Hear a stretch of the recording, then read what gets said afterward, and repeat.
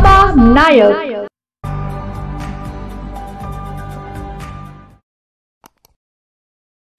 शहर पोलीस ठाण्यात राजेश एकनाथ भंडारी यांच्या फिर्यादीवरून शहरातील अहिल्या लॉन्स समोरील गोकुळ नगर येथील इलेक्ट्रॉनिक साहित्य ठेवण्याचे गोडाऊनचा दरवाजा तोडून विविध कंपनीचे इलेक्ट्रॉनिक साहित्य चोरून नेल्याप्रकरणी दाखल गुन्हा DB पथकाने उघडकीस आणल्याची माहिती पोलीस निरीक्षक के पाटील यांना प्रसार माध्यमांना दिली।